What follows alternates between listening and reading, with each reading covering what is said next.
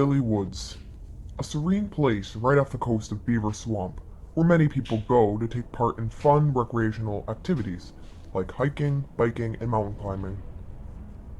But there is a place in Billy Woods where no one ever dares to go. About half a mile from Beaver Swamp is a hiking spot called Go-Kart Trail. Many Billy Woods natives say it is home to many dangerous creatures, not bears or mountain lions, but creatures much more mysterious. Grazy Bean, an outdoor enthusiast, decides to go for an early morning hike on Go-Kart Trail. I love the outdoors. I'm always trying to find things to do outside. Biking, hiking, any of it. The weather that day was really amazing, and so I decided to take a hike in Go-Kart Trail. Nobody ever hikes on Go-Kart Trail because of what happened to Jimmy. He hiked on there one day, and he went in as Jimmy and came out as Jimmy Dangler. To this day, nobody knows exactly what happened to him, but all he can say is ka-ting, and nobody knows what that means. I never believed any of the myths or tales of Go-Kart Trail. I just liked the trail because nobody ever hiked on it, and all you could hear was the nature, the birds. It was just one of my favorite trails to go on. Grazy Bean makes her way through Go-Kart Trail. When I was about halfway through the trail, I noticed that my shoe was untied, so I bent down to tie it when I heard this sound. Unlike anything I've ever heard. It was like this extremely low growl.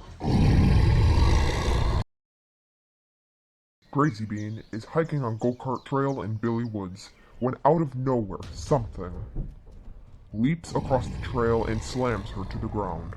As soon as this creature body slammed me, I became very aware that it had this death grip on my lower body.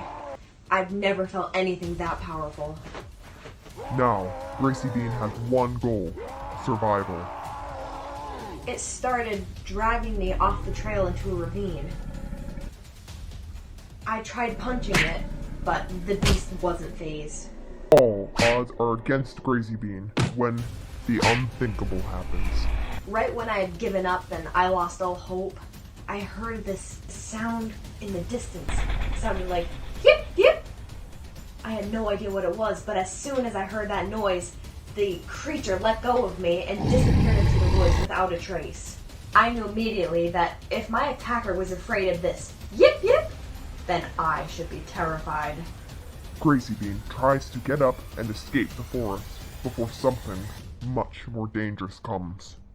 I stumbled to my feet and I tried to get out of that trail as fast as possible.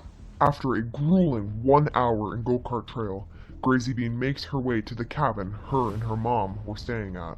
We were both really looking forward to this weekend together at the cabin.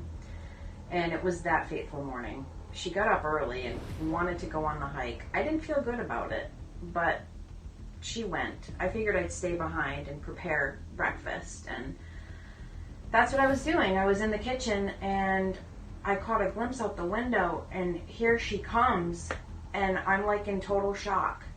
So I mustered up all the energy I could do, and I grabbed the nearest first aid kit, which wasn't really near, and ran outside and did what any mother would do. I took care of my baby. Thank goodness my mom was there, because if she wasn't,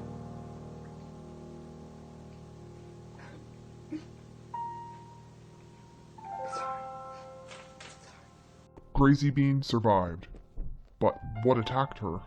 to this day, I still don't know exactly what attacked me. But all I can think is that it was a Trolagan. And whatever scared it off, I don't want to know. From a survival standpoint, the odds were 1 in a million. It's a miracle that I survived this attack.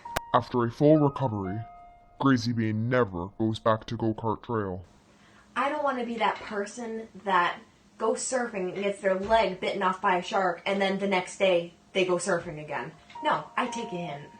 So, are the myths and legends of Go-Kart Trail true? Or do dangerous creatures lurk there? There are just some things that can't be explained. My grandfather was right. Don't forget to take your vitamins, or the Trolagan might get you.